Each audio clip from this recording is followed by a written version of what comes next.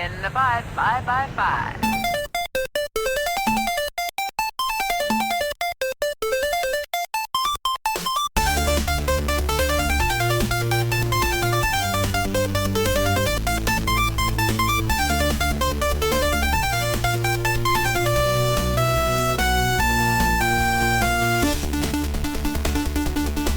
Start.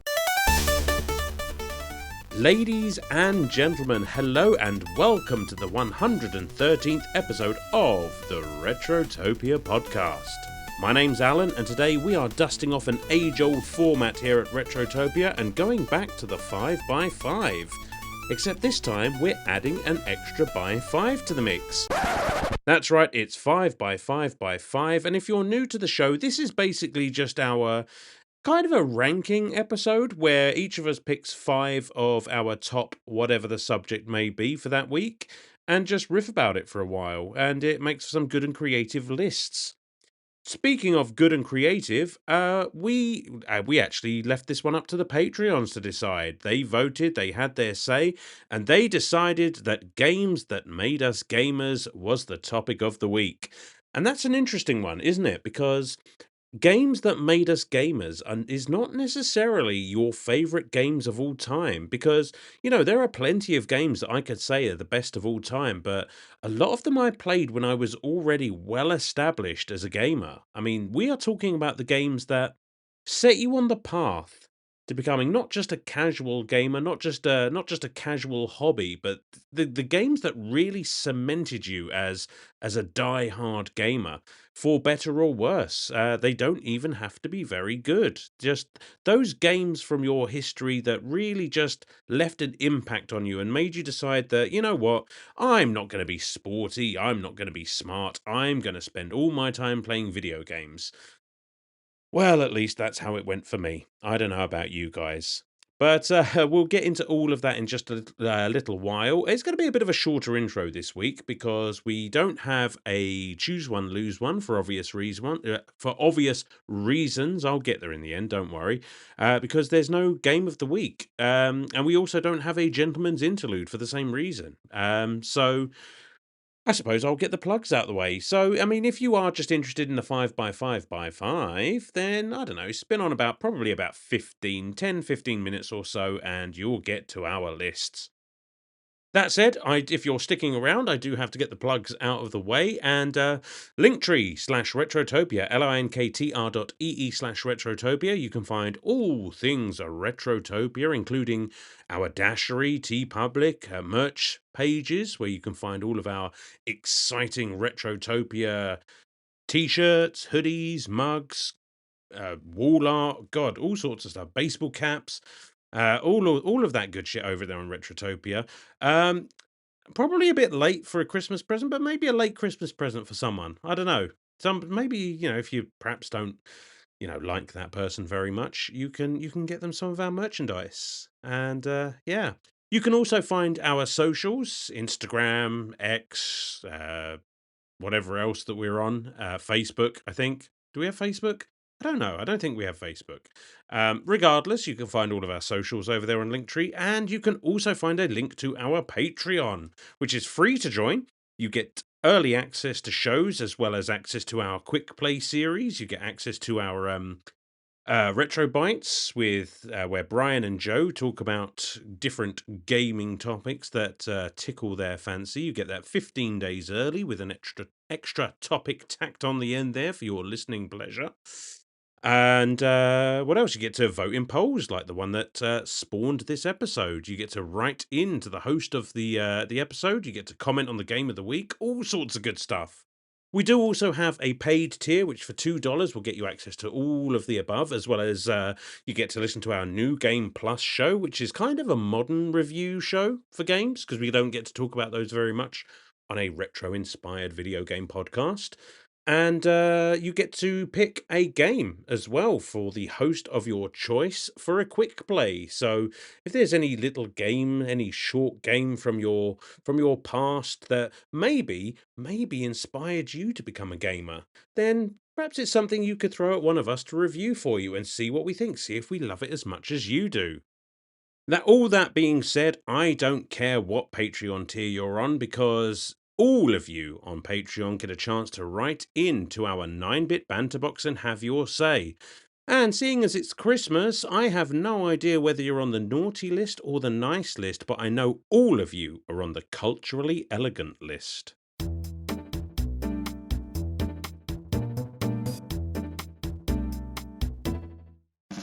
Alrighty, let's take a look inside of Santa's sack and see what we've got going on here. First up, we have Sharkbite, who says, "Mine is a double question. Those are allowed, right?" Just once, Sharkbite, just once. How do you spell orange? Is it like the colour or the fruit? Also, how do you pronounce it, like the fruit or the colour?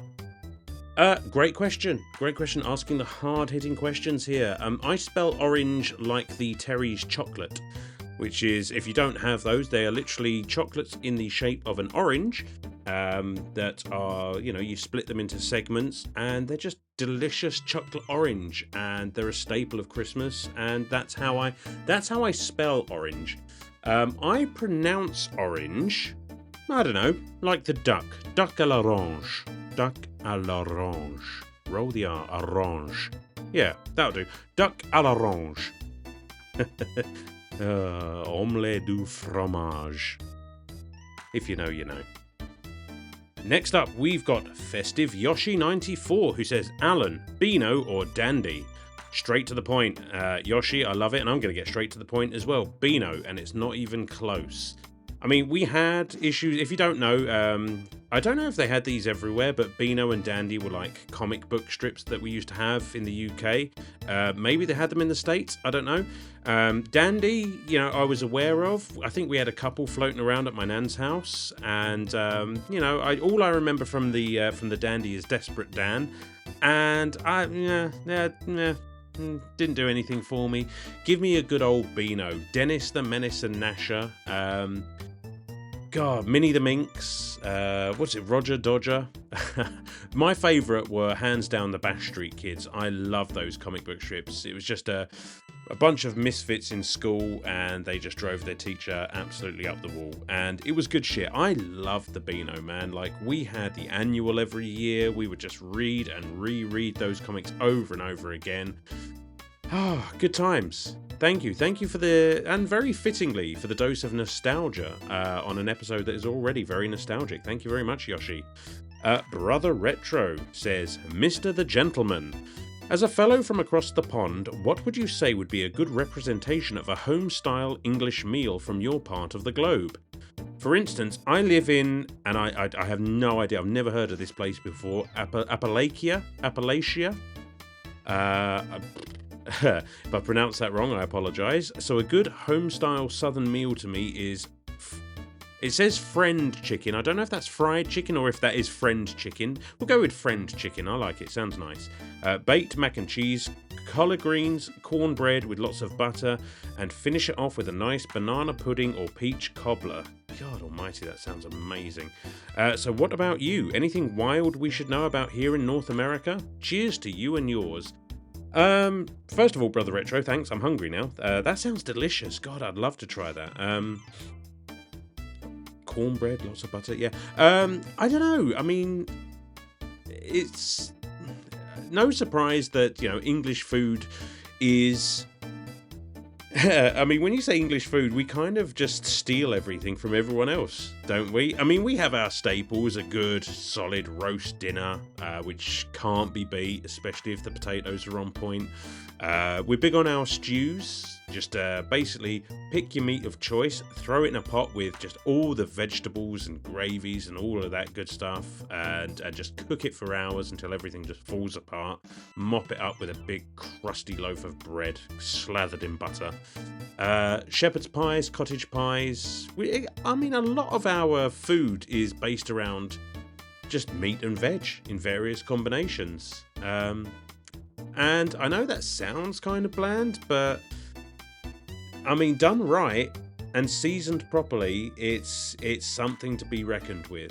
And as for desserts, I don't know, we have traditional English desserts. Well, why not try a spotted dick? Why not? Give it a go. See what you think. All joking aside, I don't actually know what a spotted dick is. I just know it's something that we have over here. I don't know if I've ever even tried it. So, despite what you may have heard. Hoolie's Pet Dinosaur. Alan Boballon. Do you like Lego? If so, what is a Lego set you really want to own? And what is a set you wish existed? Brilliant question. I love Lego, and I would have more of it if it weren't for the fact that I have a very addictive personality, as evidenced by my video game collection, and I made a conscious decision to limit my collecting to just that one thing. If I started going down the Lego rabbit hole, I think I would run out of space and money in this house very, very quickly. That said, I mean, there are a few Lego sets I'd like to own. I mean, obviously something like the Millennium Falcon, the really big one, I think would be awesome. Big Star Wars fan over here. Any of the Zelda sets, I really like the look of that, the Deku Tree Zelda set, I think would look amazing upstairs. I mean, there are a lot of things like the Lord of the Rings sets, the Harry Potter stuff, you name it. There's loads that I would like to own. And as for, you know what? I don't know why this happened, but what is a set you wish existed? And this might be a bit of a niche pull for some of our younger listeners. The Lego set that I really would like is a full-sized Babylon 5 station. Now, I don't know if anyone else here remembers Babylon 5. If you do, let me know, because I would love to talk a bit of that show. I love that show. But if you don't know, it's basically a massive space station, big round, long round tube thing, and I just think it would be amazing just to have that really big and to open up and see all the different races and species of aliens. You could even have a few of the ships, you know, to the side as well, some of the shadows and Vorlons and what have you, and I think that would just make for a really cool set. And I have no idea, I haven't thought of that show in a while, but that's the first thing that jumped into my head, a Babylon 5. So yeah, thank you very much, Huli. The Big Deal says, which is the better anagram for Alan? Nala, the female lion from The Lion King, or anal, which needs no further explanation? No, you're right, The Big Deal. It doesn't need any explanation whatever. I will go for anal because I am quite specific about things and I do get quite particular. So I would say yes, it is. I am quite anal. So yeah, that is apt. And I'm certainly no lion, female or otherwise. So yes, I am Alan and I am anal. And Brian's going to have a field day with that soundbite. And finally, Fill Up My Mouth with Fart says, hi Alan, fun question for you. Being the absolute manly man that you are, you have been cast in a remake of a classic Arnold Schwarzenegger movie from the 90s. Which Arnold role have you been cast as, but not the Terminator? I don't think I could pull off the Terminator. I don't think I have the build or the menacing presence for the Terminator. That being said, films from the 90s. Okay, do you know what? It's going to be a bit obvious given the time of year, but I'm going to give a nod to Jingle All the Way. I think that was 96, 97, wasn't it? Because, I mean, that looked like a lot of fun to make. And I would stipulate that I would get to keep the suit. Keep the Turbo Man suit. I would get to keep that suit. And you know what? I mean, I know you said a remake, but if I could just wishlist this a little bit further, I would like to just go back in time and star in the original version, because then, you know, I get to work with, you know, the big shows in that film. I'm a big wrestling fan, so, fuck. His name's just gone out of my head now. Phil Hartman. Phil Hartman. God, that guy was hilarious, wasn't he? And he was so good in that film. And I would just like to go back in time and meet Phil Hartman, because he is the voice of many of our childhoods, I think. But yeah, I'm going to start in Jingle All the Way. Put the cookie down, now! See, yeah, I think I got the chops for it. And thank you everyone for writing in, as always. That was a lot of fun. Now, obviously, I know that we've got no Choose One, Lose One this week. We've got no Gentleman's Interlude this week. So before we start getting into your comments about the 5x5x5, if I may, I'd just like to take a little moment here to address something. Obviously, I know it was a little while ago now, but the Spotify Wrapped. We saw a lot of people in our Discord posting the Spotify Wrapped, and it really, like, touched our hearts to see, Retrotopia showing up on so many people's lists and, just to see all the support over the last year. And, we've seen some quite astronomical, I mean, for us anyway, certainly we're hardly making a ripple at the top end of this game, but, it's just so nice to see the growth and the support from all of you guys over the last year. I mean, we have undeniably come a long, long way doing this, and it just really just makes us feel warm and fuzzy. It's probably the best Christmas gift that we as podcasters could receive is just seeing those lists and just seeing the support and seeing our numbers go up. And it's just really nice, guys, So I just wanted to say from all of us here at Retrotopia, I just wanted to thank you all, whether you've been listening from the start, whether maybe if this is your first episode, I don't care. It's just the simple fact that your ears are on this show right now.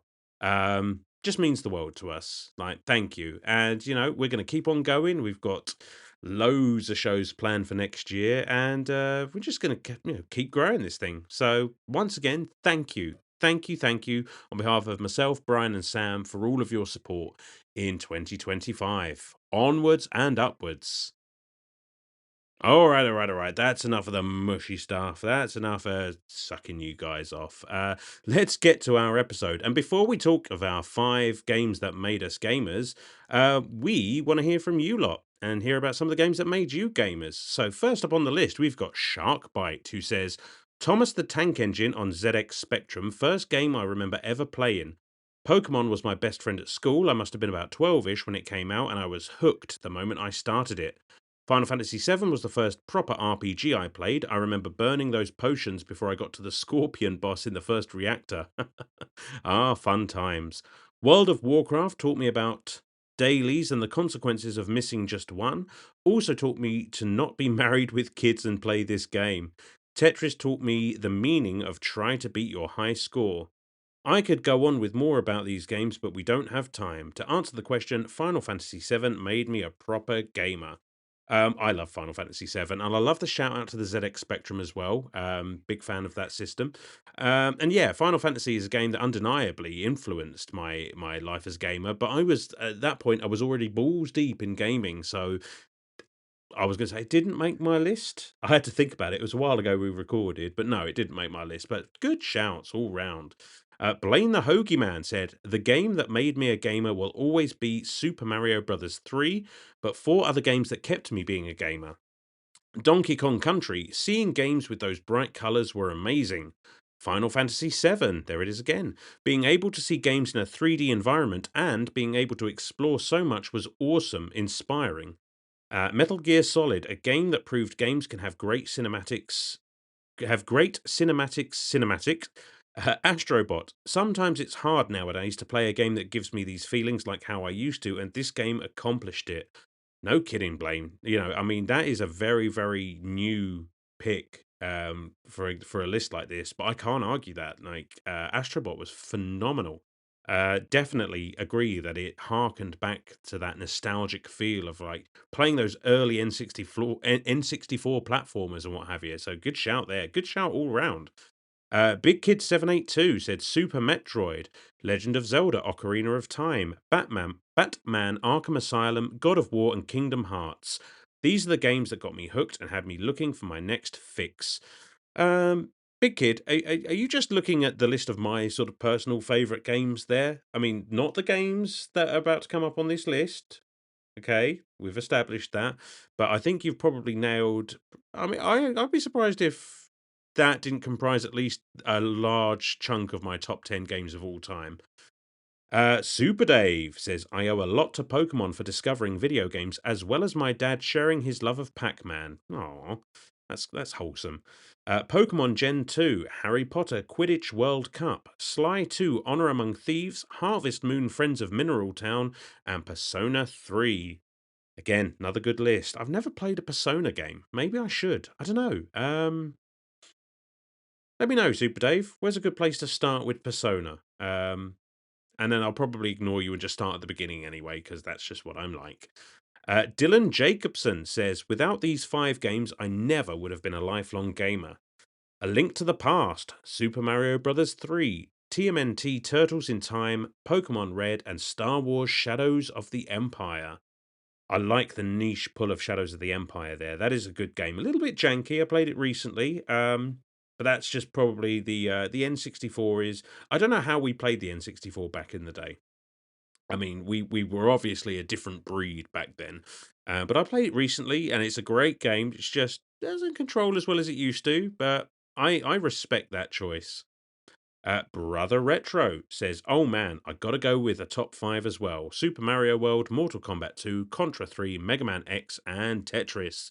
I could write paragraphs about how much these 5 games mean to me, but these 5 games hold an extremely special place in my heart for various reasons. One common reason is that they were all introduced to me by my grandma, of all people, who was also a big gamer in the 90s. Great topic. Can't wait to hear your lists." Big shout out to Nana Retro there. Way to go, Nan. Way to go, Nana. You know, good job. Good job. And finally, Philip My Mouth with Farts says, having played consoles from the Atari 2600 and Coleco all the way up to present day, it's hard to determine a set of games that made me a gamer, but a couple that really made me love the medium. A Link to the Past, Mortal Kombat 2, Sunset Riders for the SNES, Adventure for the 2600, and Resident Evil 2. I could go on for pages given reasons, but I think they speak for themselves. Philip, I'm going to give you all the love in the world right now for shouting out Adventure for the Atari 2600. And not to go on too far of a tangent, but I actually played that again just recently. It was on a collection for my Evercade handheld that I recently got. And I remember playing Adventure back when I was a wee beardless lad with my cousins.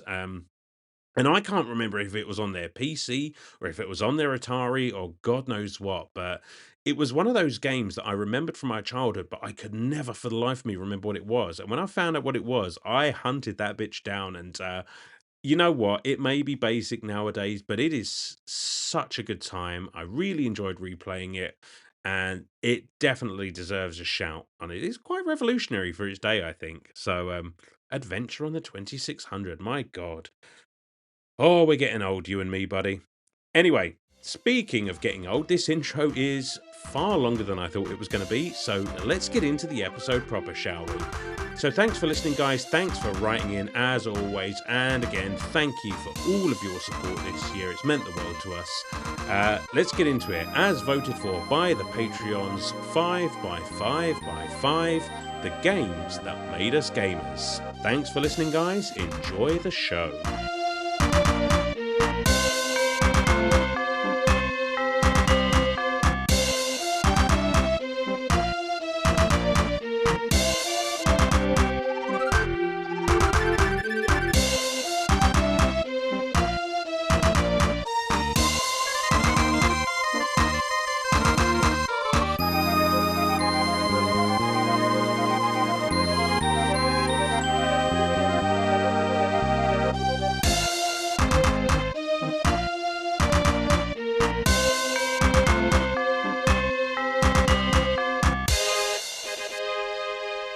Welcome to 5x5x5.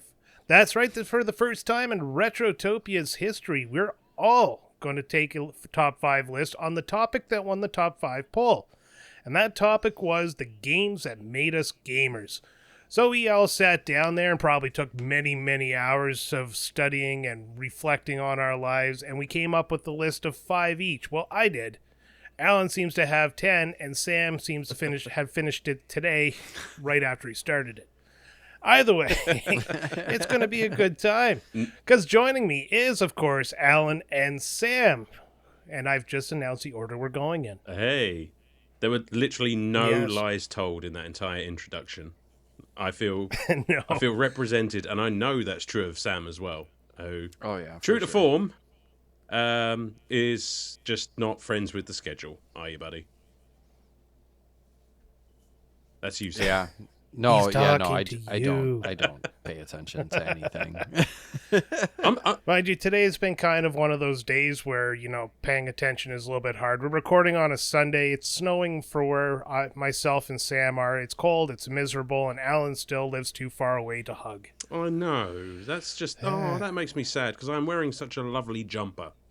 So I could give it a really nothing good. else. Yeah, that's it. That's it. Just it's not shirt cocking, it's jumper cocking or sweater cocking, which I don't like the sound of. Sweater Yeah, cock. that just sounds What wrong. is that?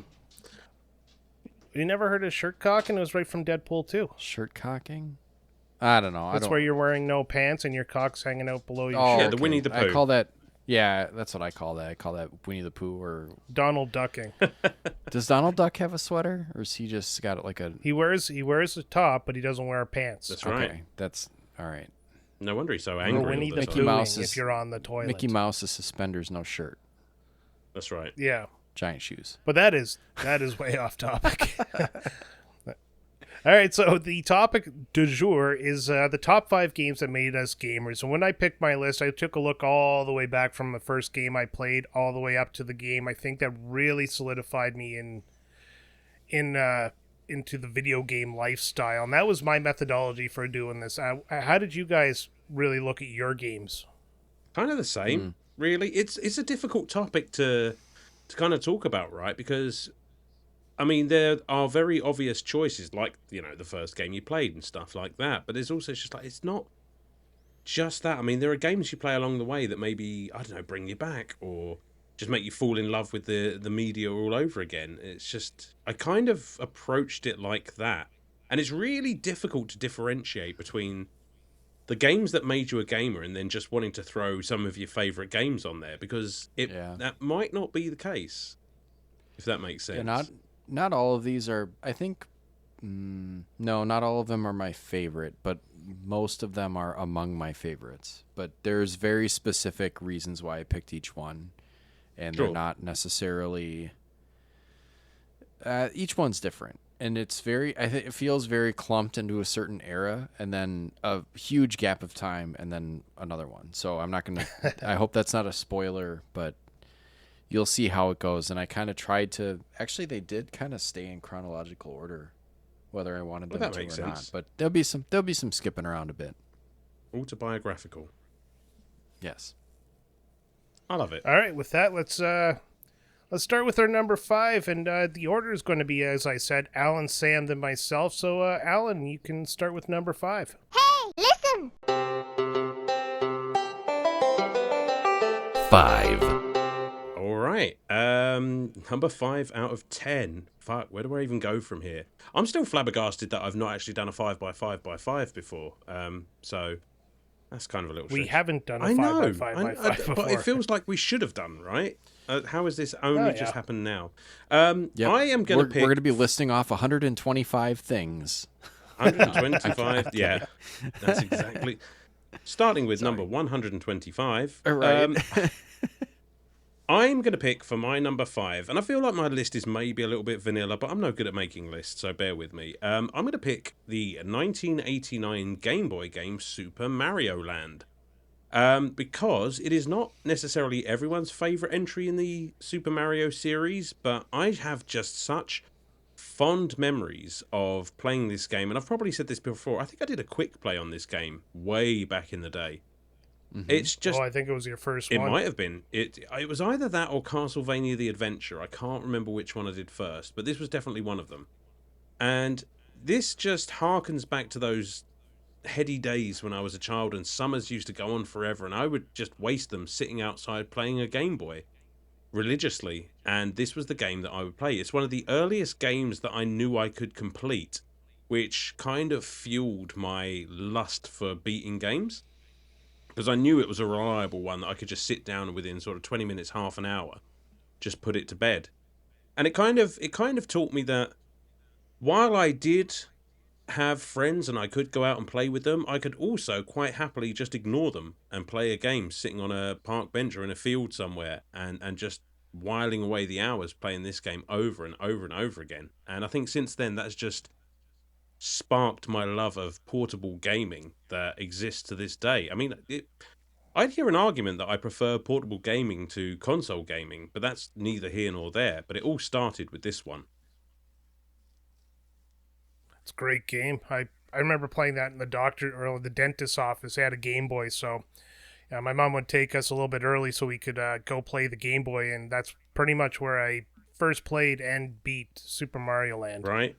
And there are other games on the Game Boy I could have picked. You know, I was tempted to put like Legend of Zelda, Link's Awakening on there, but I was just like, no, I was already established at playing portable game, and that's the difficult thing about this list. You know, it's just like, yeah, I prefer Link's Awakening, but I was already balls deep in portable gaming at that point. This is the game that sort of sparked my love of it.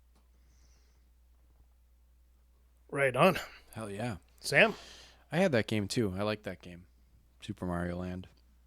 It's fun. That was actually Super Mario Land is actually my Mario experience because I didn't have a Nintendo console really until the 64. So that was Same. My version of Mario was Mario's Missing on the PC and Super Mario Land on the Game Boy. Woof. Yeah. No wonder I thought Mario kind of sucked. All right. My number 5 is going back to 1994, Sonic and Knuckles for the Genesis.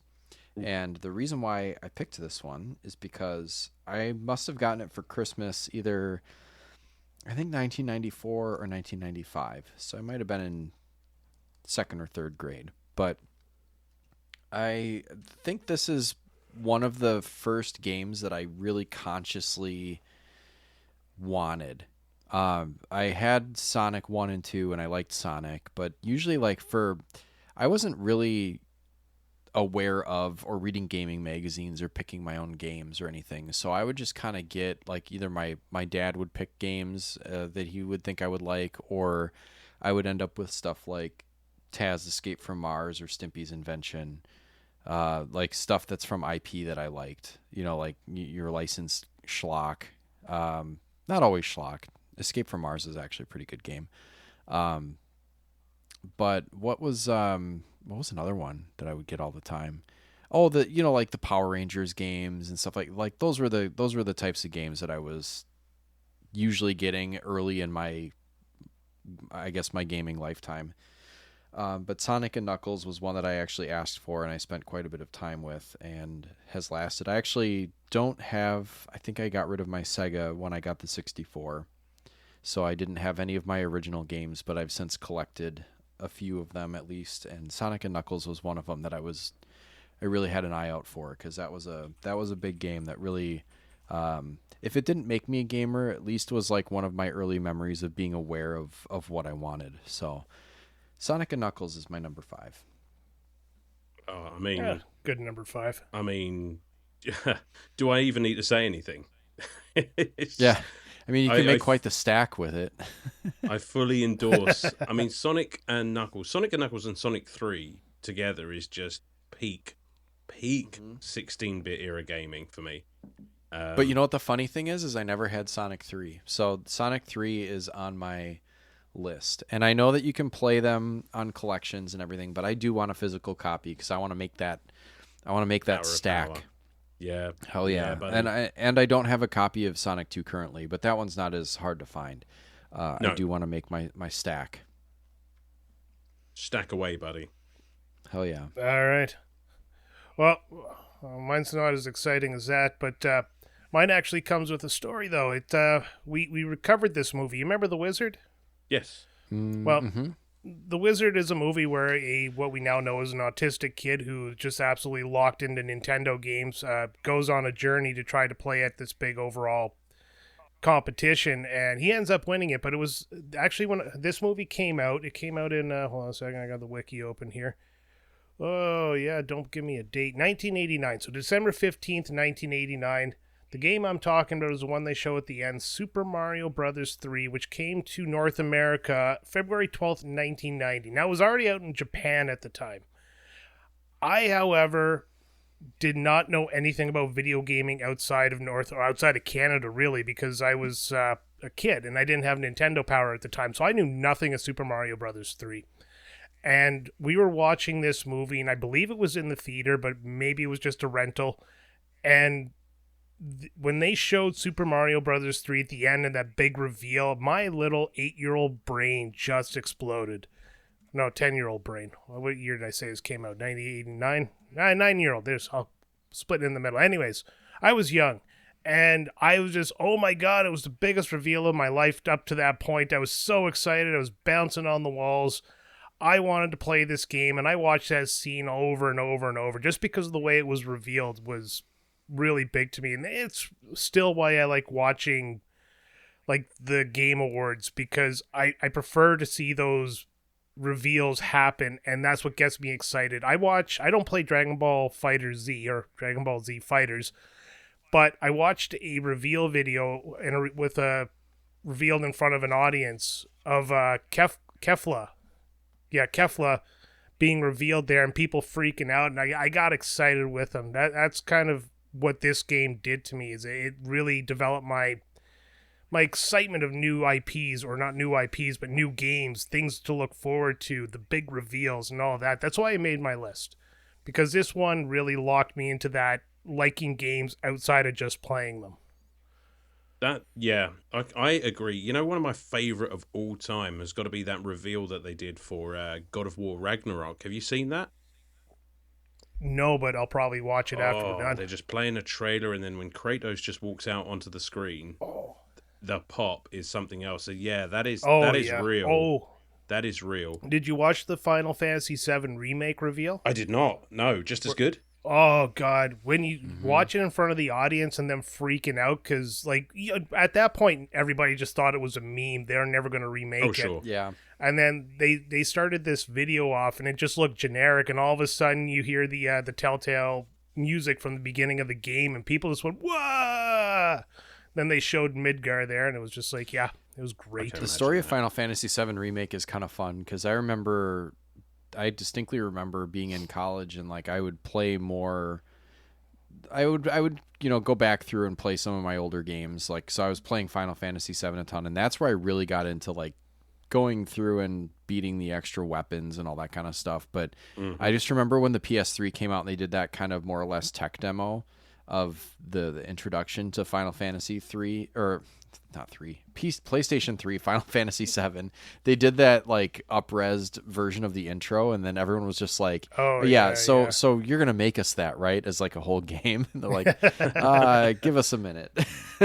I honestly feel like they decade. do that simply to gauge reaction. Oh, absolutely. Yeah, 100%. Yeah, and because the reaction was overwhelmingly positive, they decided to completely make the game and make it as profitable as possible by splitting it into 3 parts. Right. Which I've still only played one of.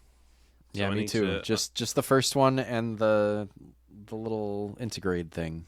Still haven't done that even. So I need to pull my that one. finger That's out. actually a lot of fun. Integrate is super fun. It actually made Yuffie a likable character. I liked Yuffie in the first version. She was. I didn't. It She gave her was a little annoying. more. Gave her a little more oomph. And that chessboard game or whatever they called that.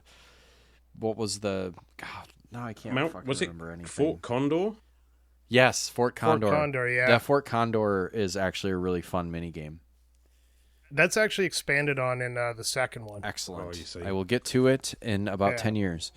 I was going to say, Yeah, as soon as the absolutely, yeah. schedule allows us. Wait for the third one to come out, and I guarantee you they're going to sell a 3-pack of games. Well, I already own 2 of them. There's an idea. Just Yeah. haven't played special collector's edition. Well, this is more for Sam than Alan, Okay. but you'll still buy it because you're a collector. it. True. That's true. They I'm know cursed. I know. I All will. right, let's move on to number 4. Hey, listen!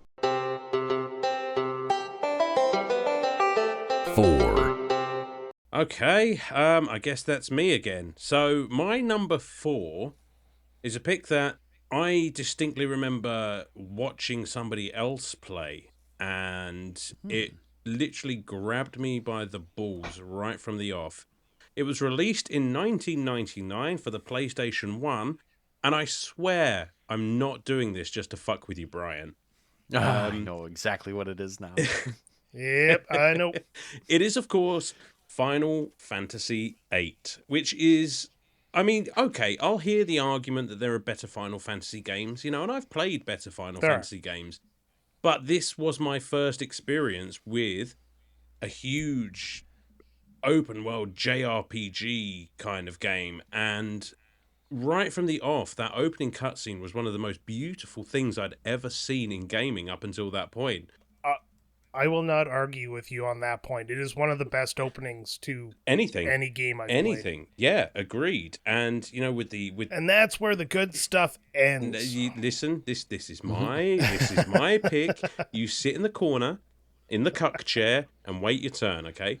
Because I fell in love with the characters in this game. I loved the story, I loved the gameplay, and it's one of the first times that I can think of that I sunk this much time into a video game. I mean, I literally spent hours playing Final Fantasy VIII.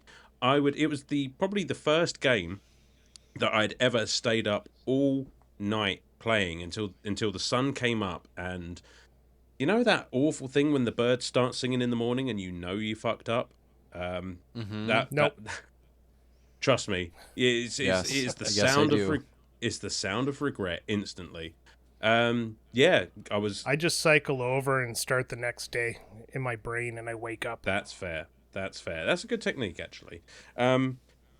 I poked into every corner of this game. I knew everything about all the characters. I leveled up everyone to level 100, which, as it turns out, was a very stupid thing to do.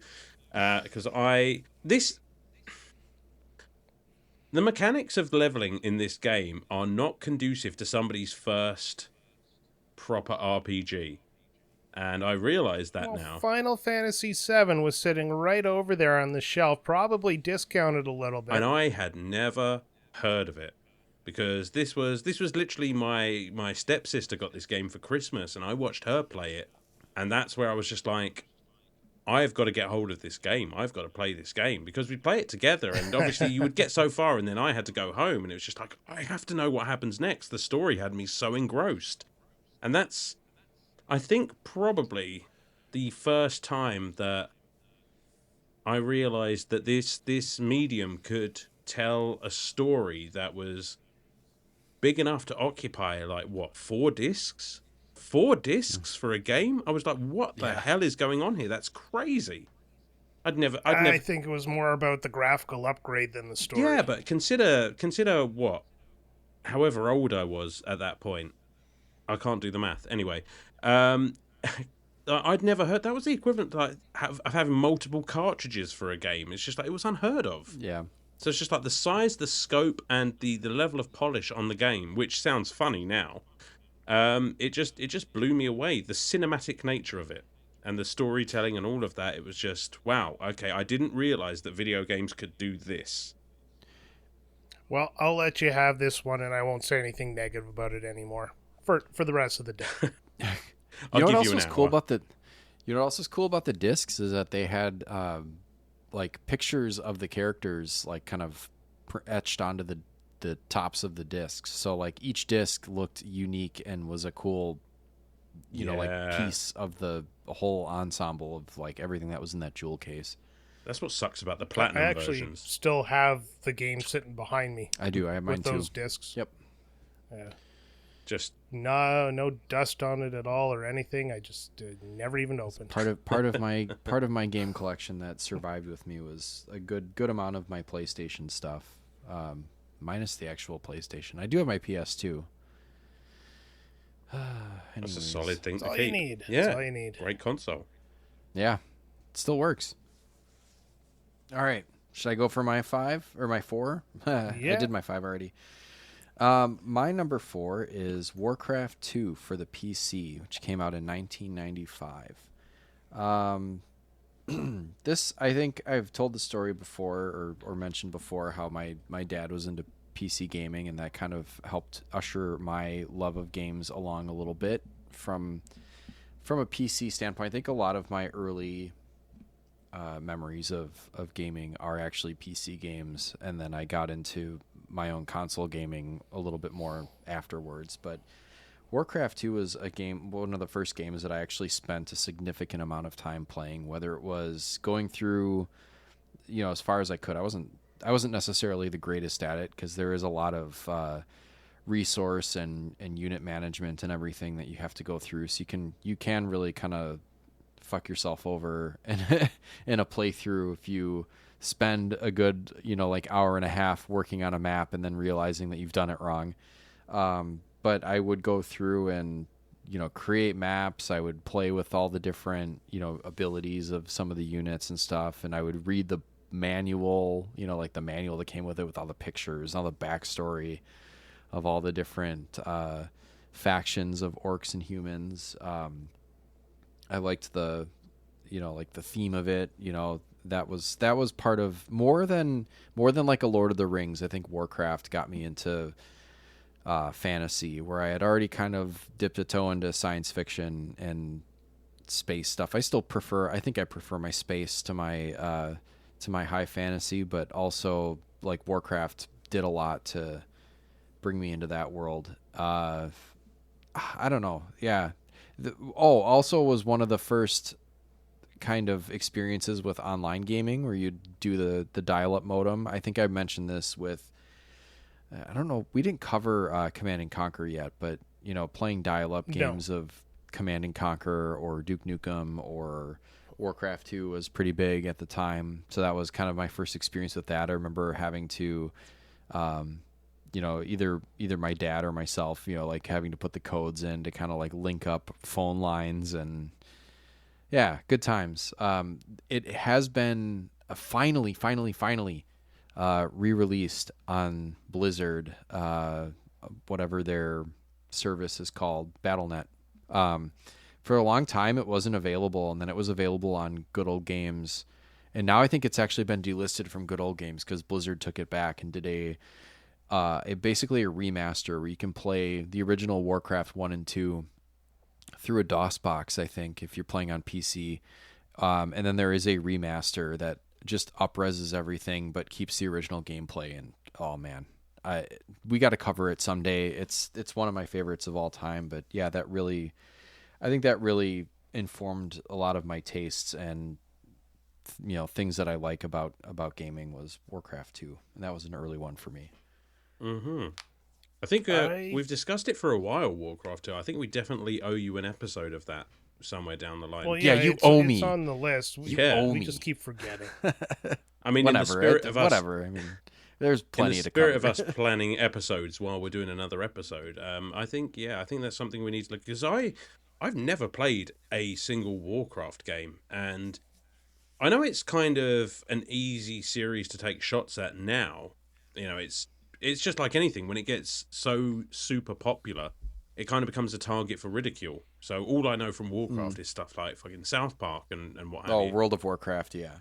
Yeah, yes. And it's just like, well, there's got to be a reason that this series did so well to get to this point, and I would really be interested in finding out why, because I like those kind of games. Like, I played a lot of Command and Conquer back in the day, which I feel is kind of a similar vein, as you mentioned. For sure. And I just, those kind of games you can really lose hours on, just planning and strategizing and building up your forces and all of that good stuff. The hours just kind of drop off. Yeah, they sure do. Especially if you play it like my style is like a very defensive style, so I do like to build up and just like draw it out. Engineer rush. I don't know what the equivalent in Warcraft 2 is, but just shit tons of engineers and you just steamroll the enemy. Oh yeah. Yeah. Yeah. Or Zerg rush, I think, is StarCraft. Yeah, Zerg rush. I don't think there's really an equivalent in Warcraft 2. It's both orcs and humans are very, there's some differences when it comes to like different spells that like the wizards or mages can do, but generally you've got kind of just an analogous counterpart on the other side, and they're very similar, but it's a great game nonetheless. I think I'm going to bite the bullet on that one and get a copy on the Sega Saturn just so I can and I know we've discussed this before, but it is I'm sure it is available on the Sega Saturn, and I can't imagine it plays as well, but I think for a little bit of a cool thing to have. Yeah, not only that, if we all play it on PC, well, where's the variation? Where's the conversation there? No, I need to take that bullet. Two of us loved it, one of us hated it. Exactly. Find out who. Exactly. That's what I'm talking about. All right, let's moving on to my number 4, which is actually a very, very similar story to Alan's. This is a role-playing game in the Final Fantasy series that I watched somebody else play wanted to play myself because I wanted the story, ended up loving it, and it really solidified my love of JRPGs. That'd be Final Fantasy II on the Super Nintendo. My brother brought this game home, and he reads faster than I did at that time, and I couldn't keep up with him as he blasted through the text, but I was starting to catch pieces of the story, and I finally said, I want to try this. So I started playing it, and I got addicted. Just like Alan, I played the game for an ugly amount of time on my first sit down. I wanted to get through the story. I wanted all the story beats to just absorb into me, and after this game, anything that was a JRPG, I literally jumped out and got because I just needed more of it. And even to this day, turn-based JRPGs are still one of my favorite. And going through the Final Fantasies again, they play just as well as they used to. The Pixel Remastered doesn't do a lot to really upgrade a lot about the game, but pixel art holds up. And the gameplay holds up, especially for a game released in 1991. So, yeah, I understand where you came from with Final Fantasy VIII, Alan. I just don't agree with the game. No, that's fine. And can I just... Because I feel like I need to clarify, because you said Final Fantasy 2. It's 4. Okay. But it was called 2 on the Super Nintendo. No, fine, that's right. I just want to make sure... That's why I qualified that Super Nintendo part. Oh, right, okay. I mean, listen, we never got anything until Final Fantasy 6, so... You know, I have to make these distinctions because I need to know that we're talking about the same game. Final Fantasy IV is stunning. A stunning game. It looks gorgeous. It's just, the story as well is just impeccable. I mean, that is a hot choice. And I really need to play that game again because it's one of the standouts of the entire franchise. Yeah, no, absolutely. I think this is where Final Fantasy hit their stride. They've done fucking around with it. Like, 1 obviously was just the initial Final Fantasy, then 2 went off the rails by making your weapons basically your level system.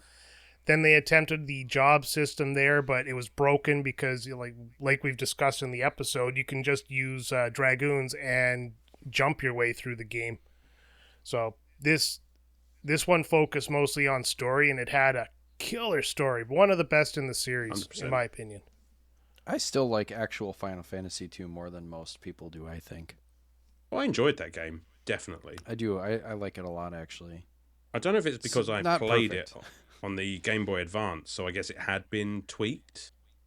But if you played the 3D remake, then you're not playing the same one. Oh no, it was definitely 2D. They just like up-res the graphics to be close to 16-bit and not. No, I remember because Final Fantasy II on the Super Nintendo was kind of a toned-down version of Final Fantasy IV because Japan always thought that we sucked at video games and we needed a crutch.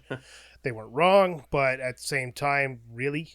So they when they re-released it on the Game Boy Advance, I believe you got the original version. Yeah, well, quite possibly. I mean, just a great game and a great series. But I think Final Fantasy IV is really, like you said, that's really where story became a huge focus of Final Fantasy. And I think like without Final Fantasy IV, we don't have 6, 7. Yes, 8, onwards, when they really started like working on character development and these big shocking reveals and surprises and things like that. I mean, earlier Final Fantasy games were just kind of faceless heroes off to fight chaos. And well, Final Fantasy 2 had a story. Like it does actually take the time to really build a story. It's just the game itself. I haven't played it, but the original version I guess is a little bit broken where you just spend most of your time beating up your own guys to level up. Oh, I absolutely cheesed that. 100%. Even on the Game Boy Advance version, that still works. Yeah. I especially do that in Final Fantasy Tactics. You have to do that in Final Fantasy Tactics. You get that one last enemy, you near death them, and then you just sit there and beat the crap out of your healer, and then your healer heals himself. Yep. I will do whatever it takes on Final Fantasy Tactics to make sure I'm leveled up enough so that one-on-one fight with that dude whose name I can't remember right now. Oh, fuck. Yeah, I'll do. I will do anything to make that fight manageable. Yep. All right, let's move on to number 3. Hey, listen! 3. Oh, here we are again, looking at my big long list and just thinking what's getting bumped and what's getting used. I think for pure effect that it had on me, it's a game that we've covered. It was released in 1996 for the PlayStation 1, again. And while playing it, you might find yourself having a hankering for a Jill sandwich. It is, of course, Resident Evil. Um, I was undeniably a bit of a horror junkie, even as a kid. I was watching films that were, generally speaking, not suitable for my age bracket from a very early age. You know, I loved Alien, I loved Terminator. I watched like the Chucky films, all of George Romero stuff, Night of the Living Dead, and all of that. And I first saw Resident Evil at my grandmother's house. My uncle was living there, and he had this wonderful grey box full of magic, and he showed us Resident Evil. He probably shouldn't. He's not listening, but if you are, Uncle Pete, smooth move, buddy. But yeah, just seeing the atmosphere that oozed off of this game, and just I didn't know that games could be scary. I'd never had any experience with that. You know, it's just like video games were always bright and colourful, and they had Mario and Sonic, and they were cute and they were fun. All of a sudden, this game's got zombies and guns and blood and zombie dogs and stuff like that. I was just like, what the fuck is going on? I couldn't believe what I was seeing. And, you know, to however old I was then, what was I? I must have been like 10 or 11 or something stupid like that. Yeah, it must have been. And like that opening cutscene was really, I mean, it's fucking laughable now, but to a 10-year-old, that was the coolest thing in the world. And I knew, again, this was a game that I needed to get my hands on, and it probably wasn't for a substantial amount of time after that, because, you know, what you see somebody else play and what your parents allow you to play are usually two very different things. But yeah, once I got my hands on this, it just kickstarted a love of survival horror games that still exists to this day. I mean, I have loved Resident Evil since the first time I laid eyes on it, and I could not be more excited for the release of Resident Evil 9. And it all started with that one fucking zombie who turns around in that corridor in that awful FMV video right at the start of the mansion. And I was just like, yep, that's it. Up, sign me up. I'm in. I knew I was going to spend a lot of time in Raccoon City.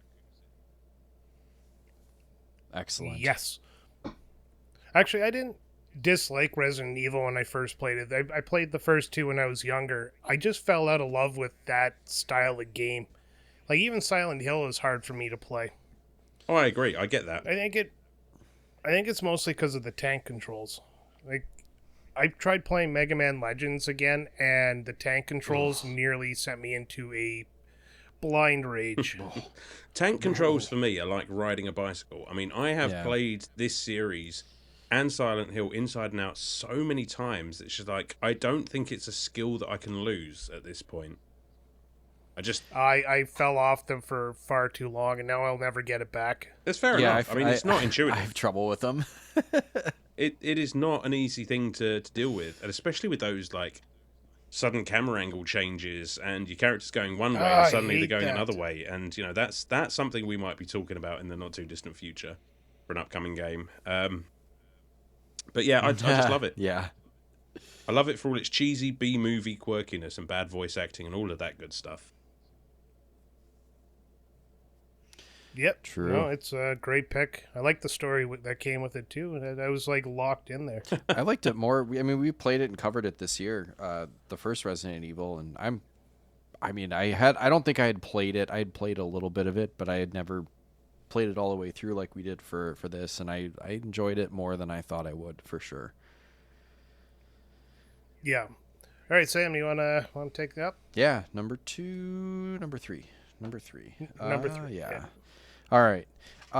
This number 3 for me, we're going to the PlayStation, and we're going to 1998 as we progress through the 90s here. I liked this game for the same reason I think I liked Sonic and Knuckles, and that is Metal Gear Solid. It was tough for me to pick from this era because this is where I was like fully into, I had my Game Informer subscription. We were fully into like talking about what games we were playing at the schoolyard. And this is where I was like, you know what? I like Nintendo 64 and I like Nintendo, but I think I like the PlayStation because I was starting to get a little more. I don't even know what the word is. Like I was just getting a little bit more thoughtful about what games I was playing and what those games were bringing and what not only the aesthetic but just like the type of games and the challenge that they brought, because this was not. I don't think this is an easy game. I haven't really played it recently, but I remember this being one of the first conscious memories of me like just kind of sitting down with a game and just playing it until I figured it out. There's as the saying goes, many ways to skin a cat, and I think there were a lot of different ways to. I'm getting a lot of the same feelings from this as from this game as I do Devil May Cry, which we're playing right now for an upcoming episode, where it's just like, yeah, I think there's probably a best way to play it, but there's also a way to figure it out. And that's what I'm getting with a lot of the Devil May Cry bosses is just like kind of just jamming the same attack over and over again and finding some success and just making my way through it. But this was definitely the first game that I think I beat on my own without really looking up a lot of how to beat it. I think probably we had some knowledge of, what you were supposed to do with your controller port and the codec on the back of the game and all that kind of stuff. Like that was kind of knowledge that was just kind of out there, like I said, talked about on the schoolyard and stuff like that. But I think, this is definitely a big one as far as, like I felt a sense of accomplishment because I beat something, and I didn't really beat a lot of games in the 16-bit era, especially because I was playing a lot of schlock or, Sonic games are not easy. So, I think Metal Gear Solid is my number 3. That's all I got. Metal Gear Solid. Story. Yeah. Good story. We should cover that one. We covered Metal Gear, the weird Nintendo one. Let's cover Metal Gear Solid 4, because in that game you can play Metal Gear Solid all the way through, and we can kind of do a 2-for-1. I never found that. Is that true? He has a dream in a helicopter near the end of the game, and he's back in what's it called? I can't remember the name of the base. Shadow Moses.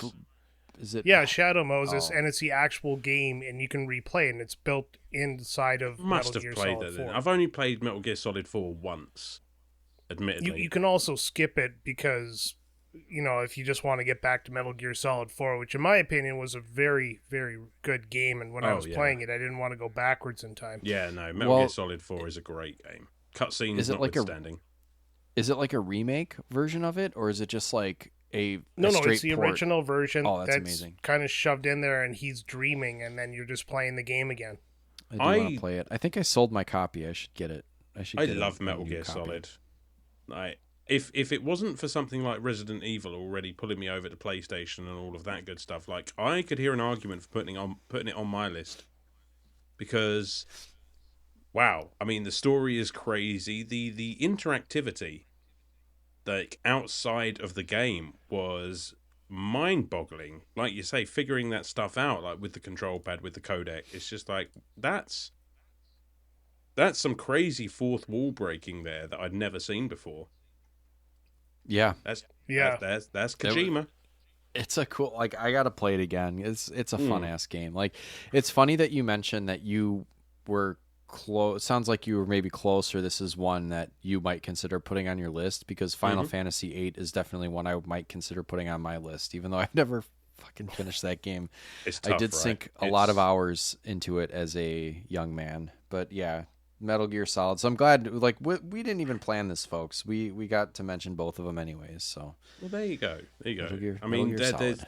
There's as many I'm leaving off of this list as I'm putting on, and I could go on all day. Yeah. Yeah, there's a bunch. My list kind of goes in a different direction because I'm going all the way back to 1980. Ooh, wow. All right. The game was released in 1980, so this is the first game I ever played, and I don't think we might have had the Atari console at home, but I definitely had it at a babysitter. And every Atari console in the 1980s was hooked up to a black and white TV. I've never seen an Atari game in color until I got the Atari 50 collection. And nuts. this one is Missile Command. Oh my god, I was so like, I've got, not on my list, but in my honorable mentions, I've got a 1980 Atari game, and I was just like, if you say it, I'm going to be so fucking surprised. Sorry, go on. Is it E.T.? No, it was Battlezone. Oh, It was Battlezone. yeah. Oh man, That was part of the pile of games we had. But Missile Command, I remember being the first one I played, and I played it. It was just kind of that kid finds candy kind of moment there, and I just gobbled it up. And it's not a complex game. I mean, it's really, really simple. But I was really, really young, and I would just sit in front of that TV. You know how we complain about our kids having too much screen time? Well, the Radiation King was, burning a nice tan into me while I played this game nonstop every time. Like, it was after school care, so I'd go there from my school, and the first thing I'd do was hunker down, and they would just hand me like a snack, and I'd play Missile Command or whatever was in the console at the time. incredible. So yeah, I don't really have much more to say about it. It's just, this was the game I played first. Ergo, without this game, would I have played video games afterwards, or would I have continued to transform my Transformers? Both good options, Both. though, to be fair. Yeah. Both Yeah. very good options. I still have Transformers. I mean, I all right, let's. I have an Atari 2600 upstairs, and one of the very few games that I have lucky for bastard. it is Missile Command. So, yeah, There you go. it's a classic, right? It's a proper It is. arcadey style classic. I love it. Did they ever make I an still gotta Atari sit Mini? down with. No, but they have They made like the things like that out. yeah. They made like hang a it. remade console, right? You could stick old games in. Yeah. I'm sure they did a mini. I got the Lego Atari console here, and that was insanely fun to build. Ooh. I just like wood paneling. I want that to Yeah. come Yeah. back. I want wood paneling to come back on like the PlayStation 6 or whatever. That being said, I do like the Vader. You ever seen the Vader, the Atari 2600 that's all black? Oh, that sounds cool. Yeah. Oh, I mean, I've got let me the look that up. Junior, so it's not as cool as either, but still. I love the Atari. Atari So many good memories. 600 Vader. All right, let's move on to number 2. Hey, listen! 2, So, for my number 2, and I have actually shuffled this list around while we've been talking, because I've got a new number 1. But this would have been number 1. And it was released in 1986 for the Sega Master System. I have covered it on the show on a quick play, I believe. And excuse me while I just cough my guts up. Excuse me. I think it's a possibility that I was perhaps unfairly unfair on this game when I reviewed it, but that's because I haven't played it in a while. It's Alex Kidd in Miracle World. Quite famously beat it on a quick play not long ago and really had a rough time with it. I still think there are some design choices in that game that are absolutely baffling. But the further away I get from actually playing it, the thing I remember the most is just the bright colours, the platforming, the music, and all of that good stuff. And this gets second place purely because it is, as far as I can remember, the first video game I ever played. Back on our Master System that we had, God, in Enfield it would have been. And it was built into the system. So my very first experience with a literal pack-in title built into the console itself. You didn't need a game to play it. You could just play it whenever you liked.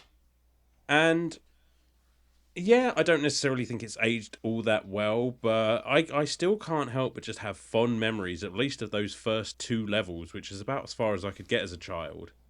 But I would play it over and over and over, and I didn't care back then that I couldn't beat it. I was just having fun. You know, I didn't care about story. I didn't care about how good the gameplay was. It was just the purest form of fun without any sort of like, I can't get past this bit or I can't beat it. It was just like, no, that's as far as I can get. That was fun. Let's do something else now. Wow. Yeah. Keep in mind that keep in mind that these are not we're not considering these our favorite games. These are our No, and that's the thing. like, I wow, have to keep Alex reminding Kidd being at myself. the top of any list is nuts. I know, right? I know, but it's just pure nostalgia. Yeah, that's true. Good call. Sam, That was Brian. Yes. Go. Next. Sorry, Brian, you were going to say something. no. I was sitting there. It was like that was such a good story. I have nothing to add. I know, yeah, I don't have much to add to that. Plus, I don't have, I mean, aside from just like kind of goofing around with it a little bit on the collections, I don't have much experience with Alex Kidd, but I'm glad you do. I would leave it. You're not going to Yeah, have as fun a time with. I guarantee you that. Yeah. And just thank the universe for Sonic, because man, could you imagine the weird alternate reality where Alex Kidd was the main mascot for Sega? I mean, he was for a minute there, and yeah, I know. Oh boy. Whoa. All right, you guys ready for my number 2? Always ready for your number 2, buddy. Do it. My number 2 is Pokemon Red for the Game Boy, 1998. And I think I was an early adopter of Pokemon. I remember, I was just at the right age, the right time for the hype, and I jumped all on board. I think at this point I might have played Final Fantasy Legend 2, and I think that was maybe one of my first RPGs that I really got into. But this one was, I think, just tailor-made for my age group at the time, and was a perfect introduction to a lot of turn-based RPG mechanics that I would grow to love. I'm a little younger than Brian. You too, Alan. I think you got a couple years on me. So I was all in on Pokemon, and really, I mean, never looked back. I wouldn't say that because there was a significant period of time where I was not playing games, including Pokemon. But this was one where, again, a very core memory of, reading about it, knowing that there was hype coming, wanting to play it. I think one of my neighbors actually had it before I got it, and I actually got to, if not play it, then at least kind of like witness it and see how cool it was. And I had I wish I still had it, but I mean, it got beat to hell because we played so much of it and used the guide so much. But I had the Nintendo Power Guide with all 150 stickers in it, and the Pokedex in the back, and all the move sets and everything. Like this game was king for several years after I got it. Eventually, lost most of my Game Boy stuff, but this has again been like a focal point of my collecting, is going back and finding them. Unfortunately, obviously Pokemon games are very expensive, but this was one that, I still play it today. Like I will never not play. I will probably never not play one of the first 3 generations of Pokemon games. Just have them around, having the ability to just play them. They're relaxing to me. It brings me back to a simpler time. Pokemon Red. It's absolutely ridiculous when you think about it now that game was possible on the original Game Boy. Like when you consider some of the other games that were available at the time, it blows your mind. And I never really noticed it at the time, but like Not that complex of a game. it It's kind huge, of is though. and isn't. Like- yeah. No, it's tiled. Like all your graphics are repeating tiles. That's where you save a lot of your space. Yeah. So, But I mean, it seems impressive, but at the same time, I don't know. It makes sense, especially at the age of the Game Boy. and the fact that memory was getting a little bit larger. It's just interesting that like you go back to it now and it's some of the limitations of the game I didn't notice back then. Like obviously, you know, Ghost is kind of an unfinished Pokemon type. You know, there's only one Ghost and they're not super effective against what there's, you know, there's ways where the game is like definitely incomplete.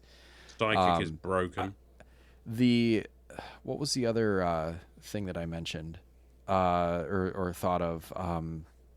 The inventory system is just fucking ridiculous. Like, like I didn't realize it at the time because it was just that's what we had to work with. But man, like the most recent time I played through either red or blue or yellow or whatever it was when we covered it earlier in the show, it was like, wow, I keep running out of space in my backpack. This is ridiculous. Oh man, What a good game, times though. though. What a game. Yeah. I got really into Pokemon Yellow, and I was playing that when before I joined the military, but I was still playing it from I think about a year before I joined the military, and it got me through basic training, and I was really into it. But after that, I had no interest in moving forward with Pokemon games. Oh man, Gold and which is Silver weird is so because good. it's essentially a turn-based JRPG, right? Yeah. And it's got a collecting element, and it's perfect. I don't know. Like, I'm glad they made Yellow, because Yellow was really their opportunity to say, like, hey, we got something here in Red and Blue, but, you know, we can make it better. Yellow was just capitalizing on the cartoon. It was, but they did a lot of... Just like Ash. They did some quality of life improvements on the formula that they started with Red and Blue. It was like a chance to, like, obviously make more money and tie into the show, but like also, you know, you kind of got to make a game. Yeah, it's like you got to make a game and then give it a polish, like, and sell it again immediately. Yeah, and I always pop when I see Jesse and James in that game. Yeah, that's they're the best. They're the best. Yeah. I love Team Rocket. Yep. That Meowth is a little fucker. Ugh. All right. Fuck Meowth. All right, my number 2 is not going to surprise anybody. It is Super Mario Brothers for the NES, released in 1985 when I was but a wee lad. I didn't play this until, I was about 9 years old. So that's when we basically got our Nintendo. We got this with it because it was the pack-in game, and then not long after we got Super Mario Brothers 2, and then right after that, Super Mario Brothers 3 came out. Hence why I really like Super Mario Brothers. But this game was the first game in color I ever played. So I just talked about the game in black and white, Missile Command. This again was another babysitter because I was 9 years old and I couldn't be trusted, which my parents were right. And to keep the kids she was babysitting, you know, occupied, she turned on the Nintendo console. And for the first time in my life, I got to see Super Mario Brothers, and I did what every kid did with Super Mario Brothers. 1, you die on that first Goomba, and 2, you jump with your body. So, you know, you hit the A button and you flip the controller up because you think it's like interactive. So yeah, that was, for me, that was a really neat experience. For me, that was all like, wow, this is so cool and amazing. Of course, I was a kid, and I was like, one day I'm going to make video games, and here I am, some 40 years later, trying to do that. Yeah. So this one did actually have an effect on me because it really did make me see video games, you know, instead of just being repetitive, you know, missiles coming down, shoot the missiles. This one actually had levels and an ending and all that kind of good stuff that we take for granted nowadays.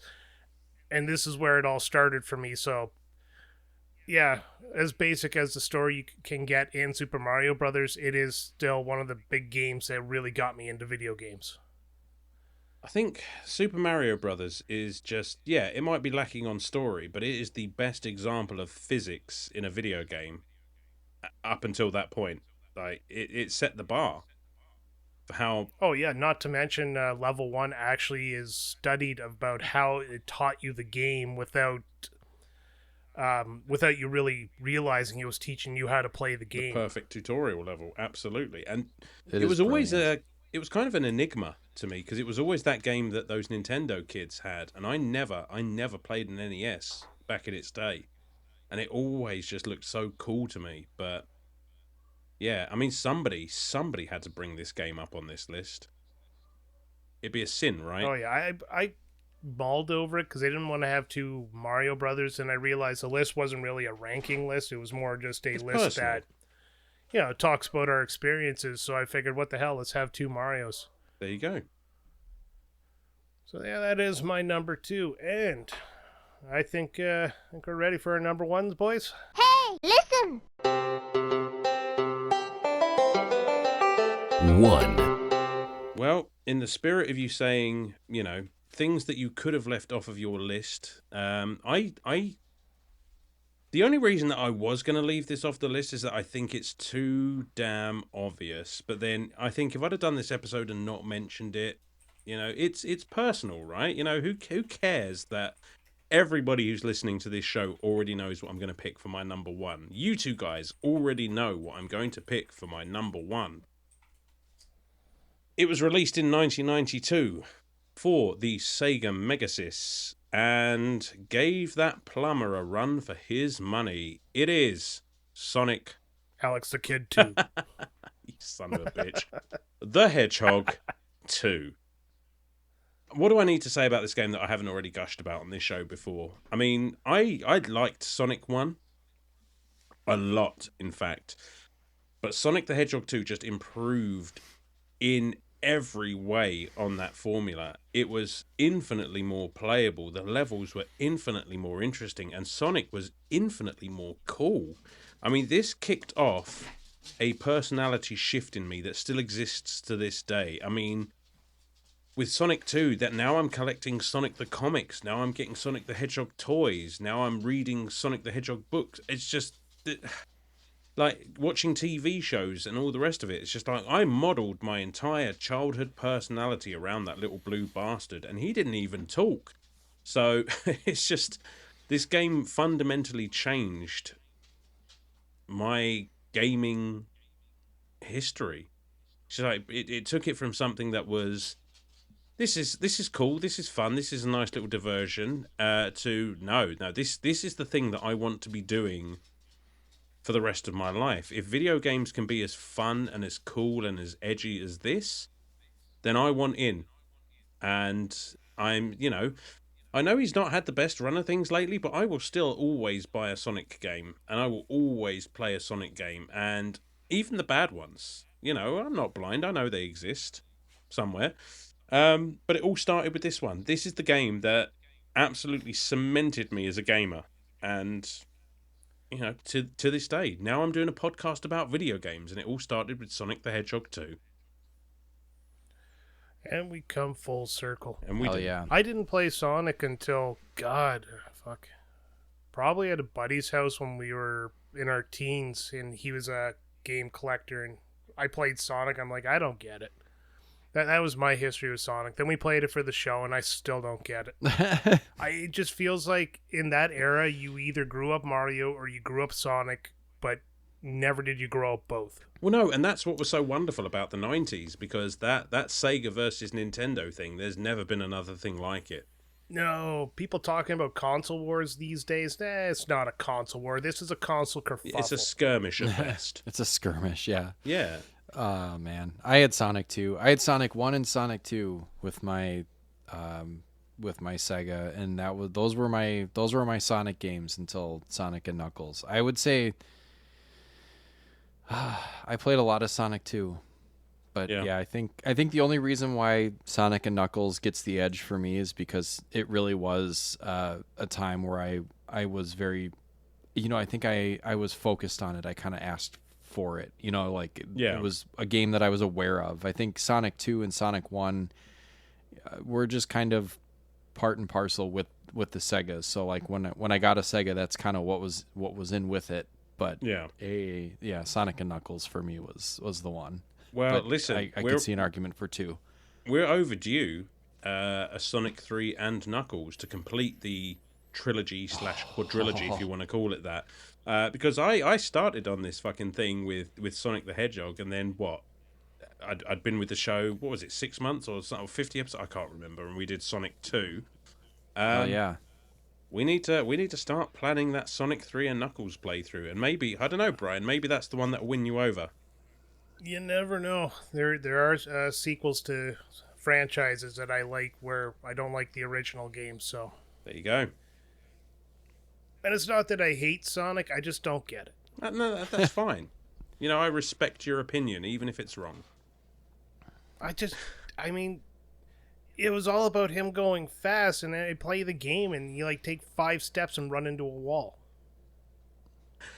I think by Sonic 3 and Knuckles, they fixed that tremendously. Like I hope think so. Yeah. I think those games are much better for the go fast. I mean, there's still some gotcha moments, but it's not as bad as start stop as Sonic 1 for sure. Is screeches to a halt. Yeah, I mean, once you do get any momentum there, you either have to see the blurry enemy that's about to hit you, jump at the right time, or walk into some spikes that come up out of the ground and knock all your rings out again, thusly stopping you. But the thing you have to remember is that the speed is earned. Like, if you're playing through the game once, sure, you're not going to get up to a good the clip. Speed is earned. It's earned. Hey, like, if you in the first one, the game, speed doesn't exist. I'll die on that hill. It's not fast going through a labyrinth zone. No, it's 50-50, I'll give you that. I mean, Spring Yard Zone is pretty quick. But no, I mean, it's that kind of muscle memory thing. The more you play the game, the more you know the levels, you know what to avoid. And you can really build up some speed on those. You have to know where to jump. Spring Yard Zone is the epitome of, like, you get up to a platform and something is there to just throw something at you immediately. unless you know exactly where it is. I'll hear that argument. Spring Yard Zone. All right. Shall I do my number 1? Yes, please. No, let's skip you. Okay, yeah, skip me. Actually, this is going to be an interesting one because I think without this game kind of started the return for me. So there's a huge time gap between everything I've talked about prior to number 1 and my number 1.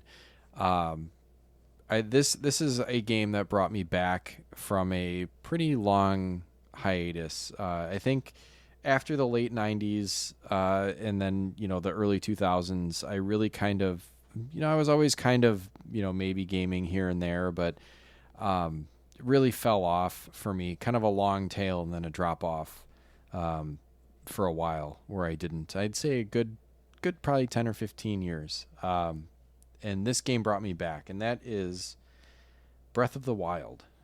For specifically the Switch, 2017. I don't think I got it until probably like 2019 or so, maybe 18. But this is, I think without this game and without coming back to it, I'm not sitting here talking to you guys. I think that kind of led the chain of events that, got me more interested in going back and playing things that I missed, or playing things that I either missed playing or missed playing, and both meanings of that. if you catch my drift. I gotcha.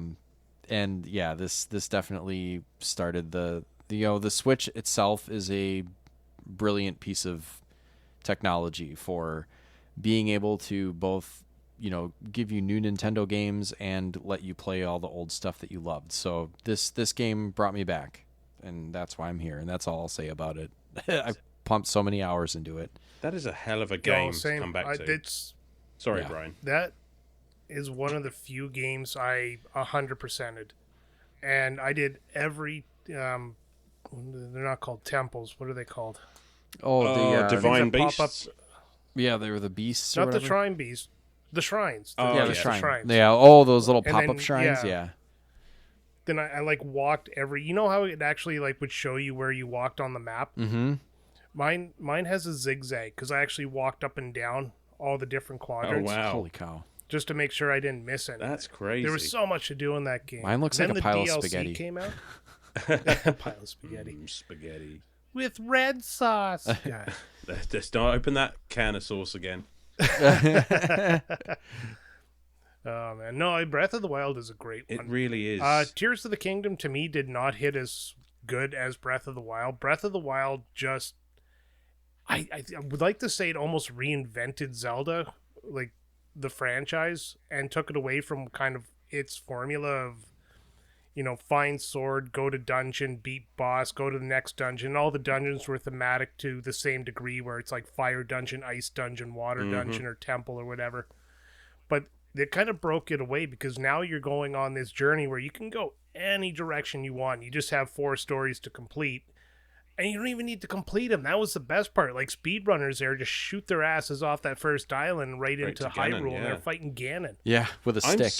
With a stick. Maybe a cooked apple. Brian, I'm so glad you said that. Because I thought that might be a hot take. Because I just completed Tears of the Kingdom maybe a week or 2 ago. And I didn't love it as much as I did Breath of the Wild. And I didn't like the darkness aspect, especially the underworld there. I found the underworld really boring. I hardly spent any time down. I literally did as much as I needed to do down there and just booked.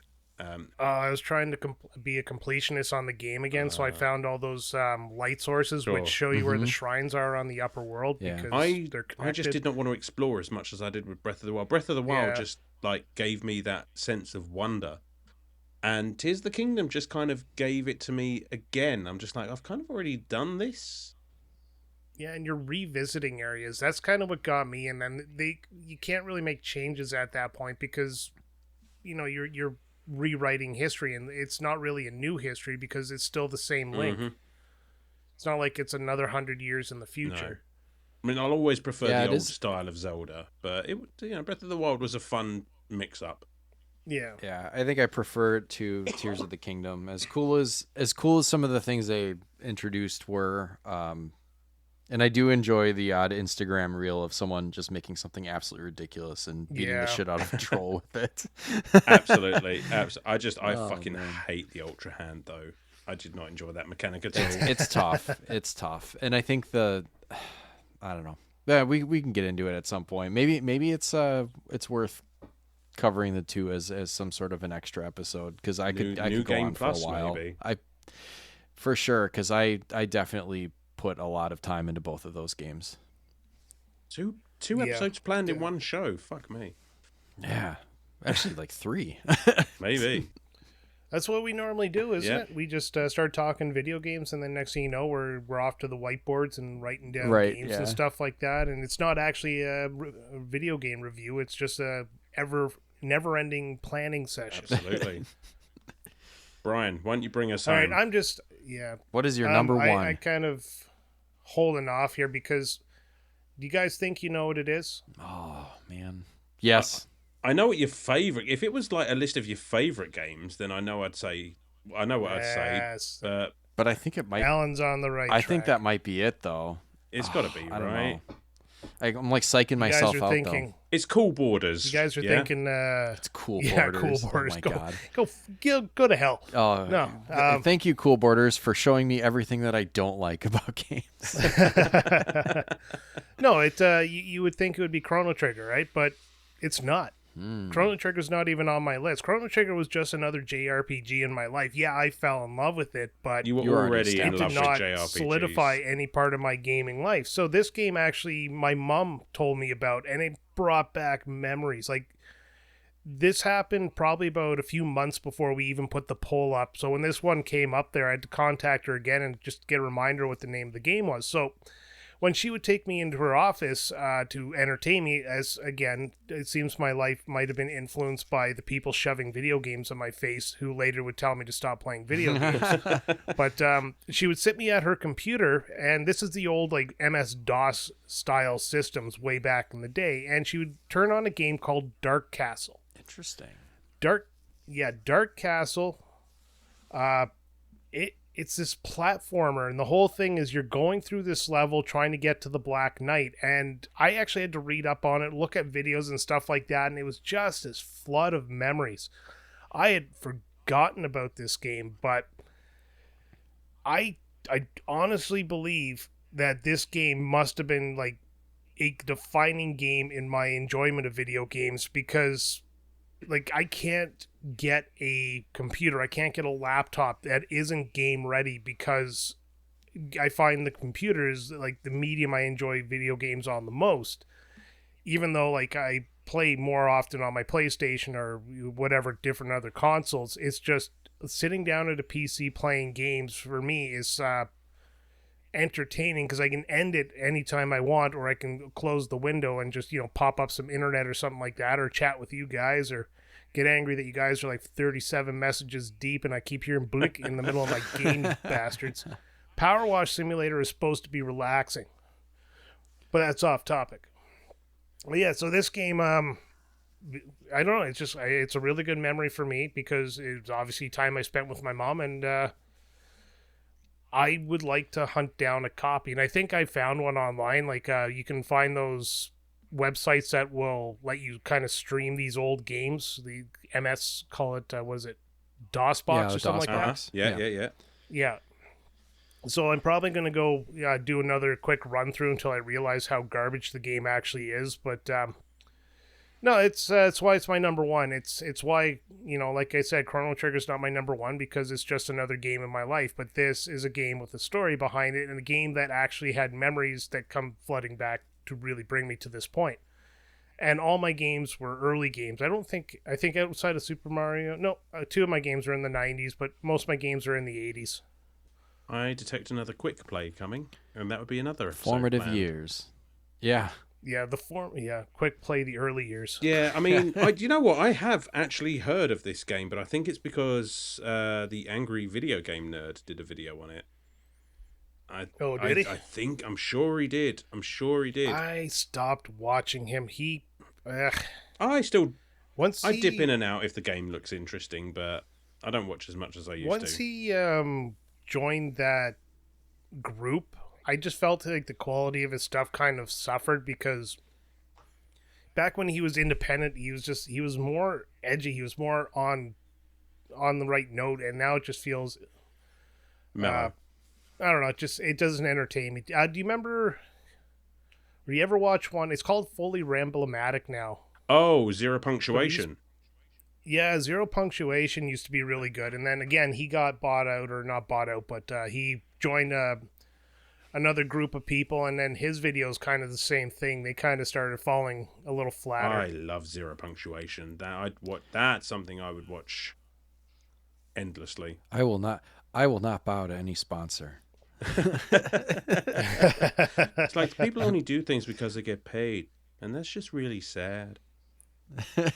Now, do you guys ever watch Video Game Donkey? No. No. Doesn't ring a bell. He's a YouTuber, and people thought he was black for the longest time until he showed his face because of the way he talks. But he does like comedy videos, and he used to review games. I don't know if he has reviewed a game in a while, but his videos are basically all these new games come out, and he's just screwing around in them. Mm-hmm. I'll send you guys a video of the Skyrim video of all the mods he put on there. God, check that out. I'll send that one to you. I'll put that in the Discord, and enjoy it if you enjoy it. If you don't, you don't. At least check you it tried. out. This was a lot of fun. 5x5x5. There we go. Yeah, we should. If you enjoyed this, let us know because we can work some more of these in. It actually helps us get time to play some of the other games that we, sure. Obviously That's why we do it. We've lined up a good 2 or 3 episodes just talking like this. So, man. And if you want to hear an episode where Sam just sits there and breathes into the mic for 2.5 hours, well, you let us know as well. Sign me up. I'm into Was that what I did? No. Oh, okay. I was like, oh shit. Hopefully, I was just giving the offer. I was giving the offer. We've just planned that's a Patreon. Our 6th future episode of this episode. We've just planned. Yeah, that's a new Patreon tier. Is just like me breathing deeply into the microphone. I was gonna say, I hope I'm not like I feel a little tired today, so I was hoping I wasn't just like over here like before. Well, there's some of our episodes from the last year that my mic would be picking up everything, and then I'd be trying not to breathe in the mic, but if Yeah. you listen to the silence between our talking, you'll hear Oh God. and it's just because I'm breathing normally, but it's picking it up. But I figured out how to filter that out, so that's why it's been a little more crisp lately. I Yeah. love it. And I got a new mic this year. I don't know if anyone's noticed. And the have. quality just keeps getting more and more less mediocre. There We're it doing is. all right. Yeah, There it once is. we hit mediocre, we're done. Yep. That's it. Then we'll get a The show sponsor, will end. and Yeah. then the show will change forever. Absolutely. No, All of a sudden, Sam's walking around Wisconsin with the posse. yep. Mr. Sam wants a burger. Yeah. Get that man a cheeseburger. Double the cheese. Right, how do we fucking end this show? Yeah. I don't. I have don't no know. idea. I've been trying to think, like, that's why I've been still talking. So if you're still listening, you haven't turned it off, thanks for listening to Retrotopia. Next week, we're going to be back with something else. This is being recorded a bit early, so I don't have the schedule open in front of me. So next is back to the regular scheduled video game. Alan, Sam, this was fun. 5x5x5. Let us know if you liked it. We'll do it again. If not, we'll go back to the 5x5 formula and give somebody a week off. Until next time, boys, any last words? Shout out to the Isle of Man, if you're listening. Yeah. Yeah. If you know, you know.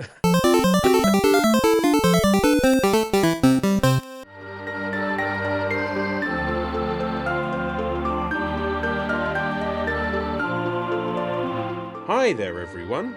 We here at Retrotopia couldn't do what we do without the support of our Patreons. And to that effect, we would like to shout out our heroes at the hero tier.